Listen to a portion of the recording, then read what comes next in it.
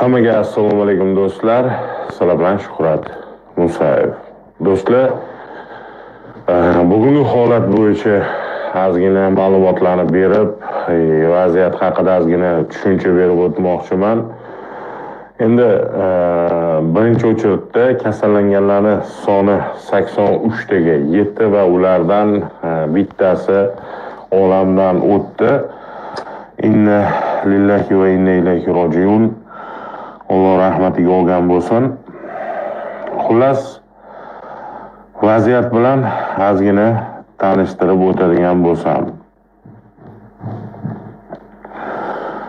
Birinchi o'chirda hozirgi kunda umuman Toshkent shahridan imini Toshkent propiskadagilari uchun chiqish berkitilgan. Ya'ni mashinalar qatnovi to'xtatib qo'yilgan. Bu faqat mana shu jismoniy shaxslar, ya'ni biz oddiy xalq uchun o'sha davlatning qanaqadir tashkilot yoki organlarida ishlamaydigan odamlar uchun yo'l berik. Ya'ni Toshkentdan chiqib ketib bo'lmaydi. Har taraflama, hamma aylana yo'llar hammasi butunlay berkitib qo'yildi. Undan tashqari hozirgi kunda O'zbekistonda umumiy 97 mingta odam karantinda ushlab turibdi. Tasavvur qilinglar, 97 mingta.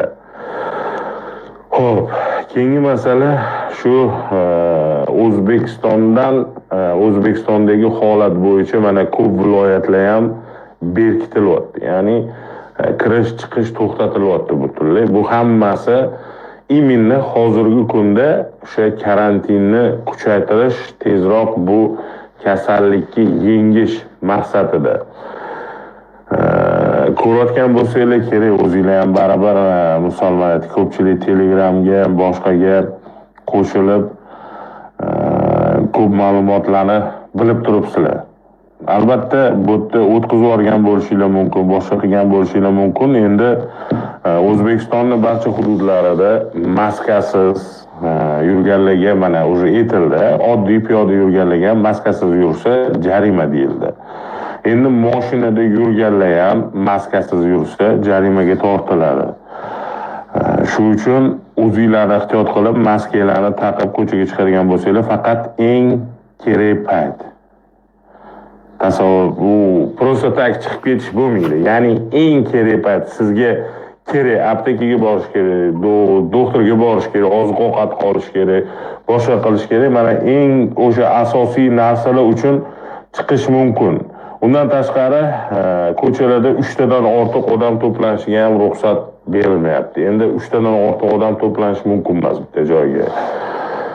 Bu ham o'sha karantinning bitta chora tadbirlardan bittasi.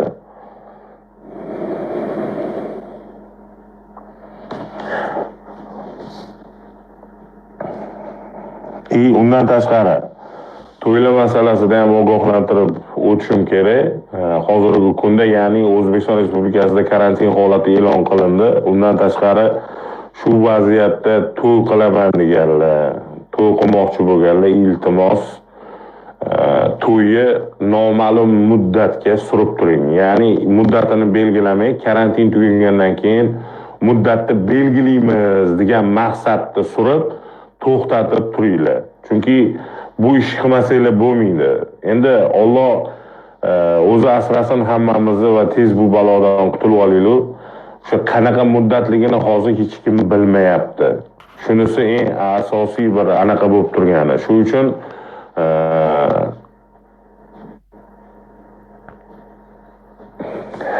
shillayapti. Shillayotgan bo'lsa oqtashimiz. Endi xishillamayotgan bo'lsa kerak menimcha. Nima deydilar?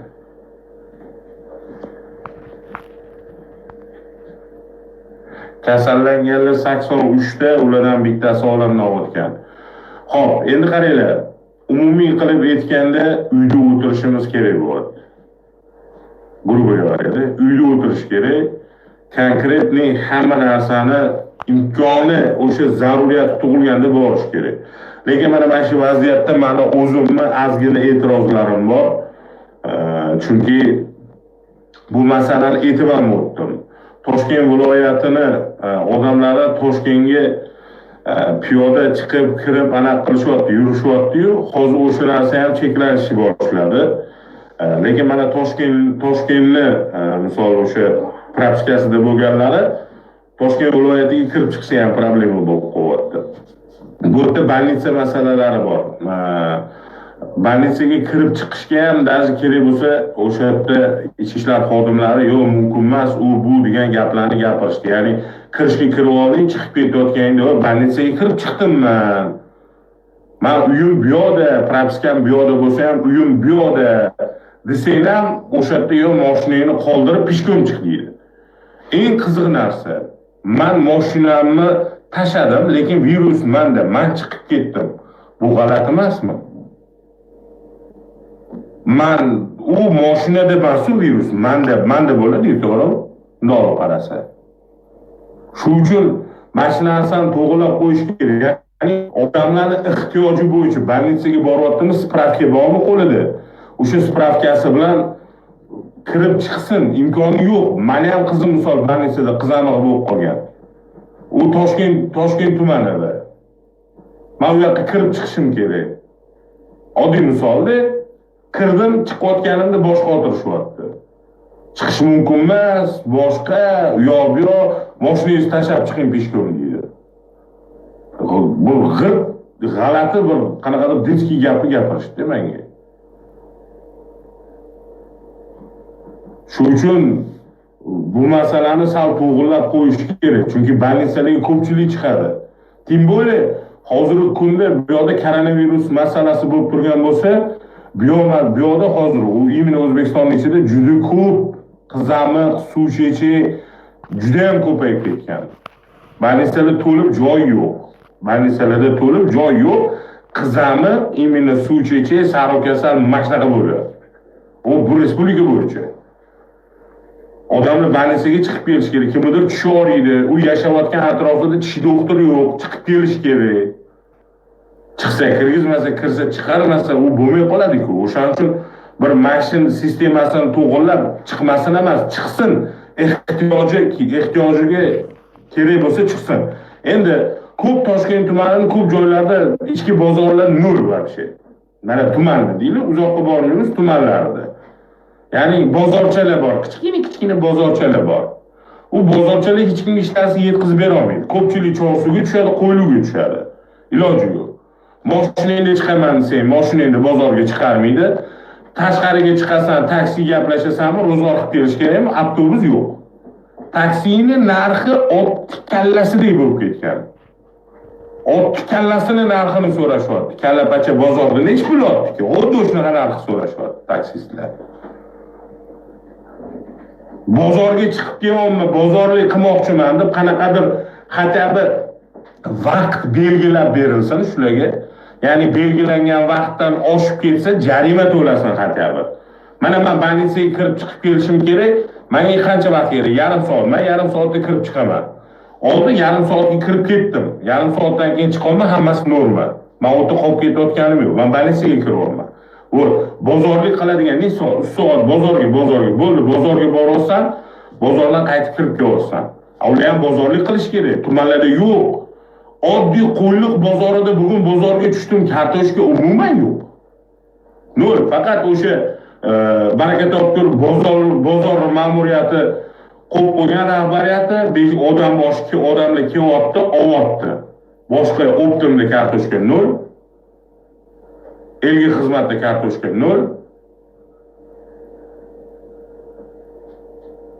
Ama shu narsalarga ahamiyat berib, shuni hammasini bir yo'lga qo'ymasa bo'lmaydi. Odamlar qiynalib qolishi boshladi, uje qiynalishi boshladi. Hali hech qancha vaqt o'tmadi, odamlarda muammolar tug'ilyapti. Odamlarda imini kundan kunga endi bitta oilani yeb ichirish shu o'zi emas, 5-6 kishi bo'lsa, misol ancha-muncha produkti ketadi. Uydan chiqadi, mahallasiga boradi, mahallasida bozorchasi ham yo'q, boshqasi ham yo'q. 4-5 ostanovkaga bordi, bozorchada hech narsa yo'q. Bozorga chiqaman desa, mashinangni tashlab ket. Ammo o'zi zo'rg'a kunini ko'rib o'tirdi. Shu joylarini hisobga olib, to'g'rilab beringlar degan maqsadda gapirolma xolos. Boshqachasiga iloji yo'q, qilib berish kerak.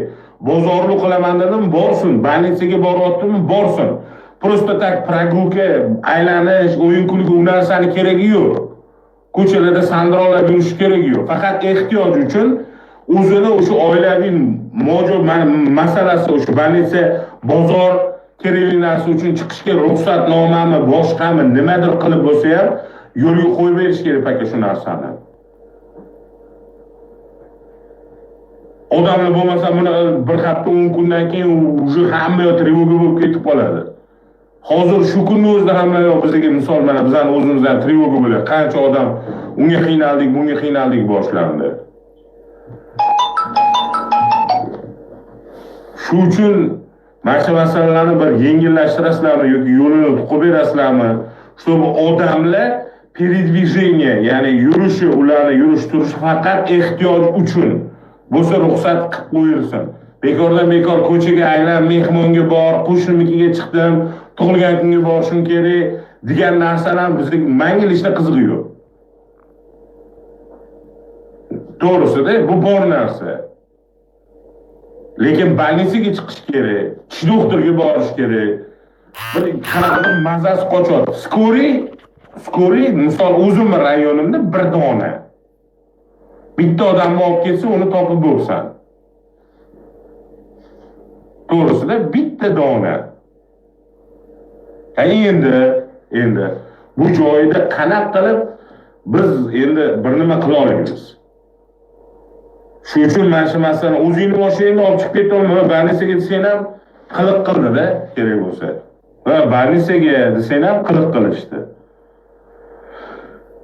Shu uchun bu masalani qanaqadir to'g'irlash kerak, yo'q bir yo'l yo'rig'ini qilish kerak. Imkoniyati yo'q. Umuman mana ehson masalasida ham juda ko'p odam menga yozyapti, Shuhrat, sen faqat Toshkentdagi quruqlarga beryapsan, faqat Toshkentdagilarga beryapsan. Ular unaqa emas, ular unaqa qiynalgan emas. Bor viloyatlarga bor, tumanlarga bor, qishloqlarga bor deydi. Qayerdan boring? Men Toshkentdan chiqa olmayman hech qayerdan. Qanaqa boring?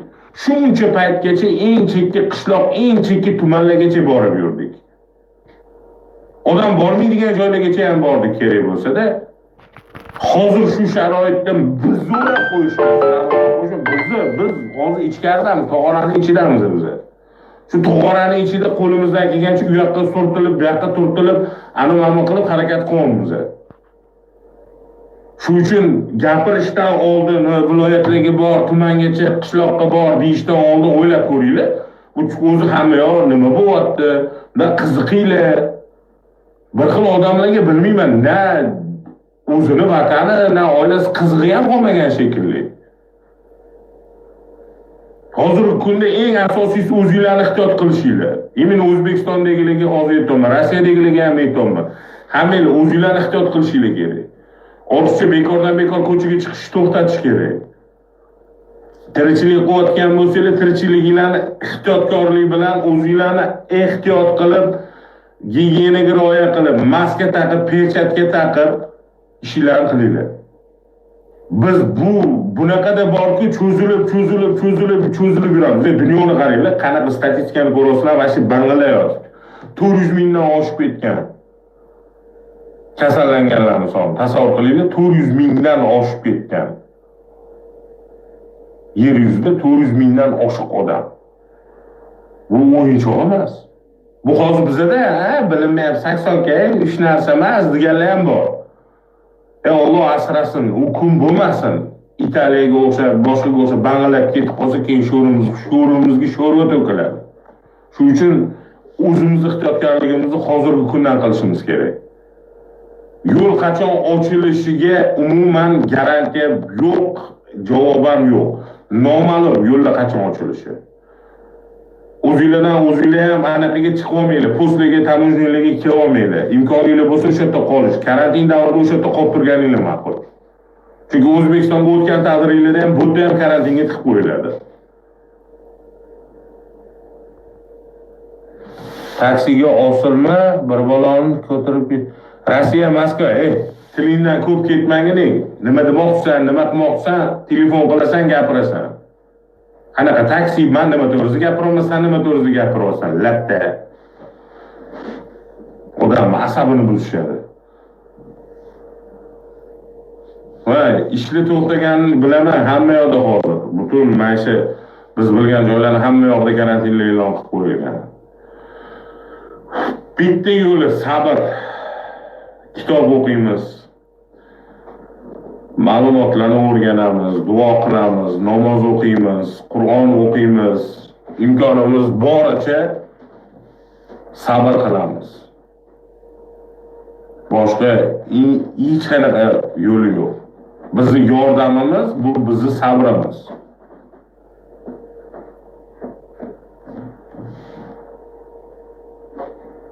Qancha kishi bo'ldi? 83 ta. Bitta odam vafot etgan. Yo, asabim yaxshi, men ularga asab buzayotganim yo'q. Prosta bir nima ani bo'lib ketadi, men bo'lib ketadi. Bittani duxing yetsa kelman bilan gaplash. O'sha menga o'zicha ugrajat qilaman, har xil gaplar gapiraman degan. Bittani duxing yetadi, kelman oldimga. Men bilan yuz-yuz gaplash. Bo'lmasam kommentda ham o'zingni zo'r ko'rsatma, iltimos. Chunki zo'rlik, ustunlik bor-ku bandasiga emas, yaratgan egamga. Bismillahirrohmanirrohim. Mashina yuradi.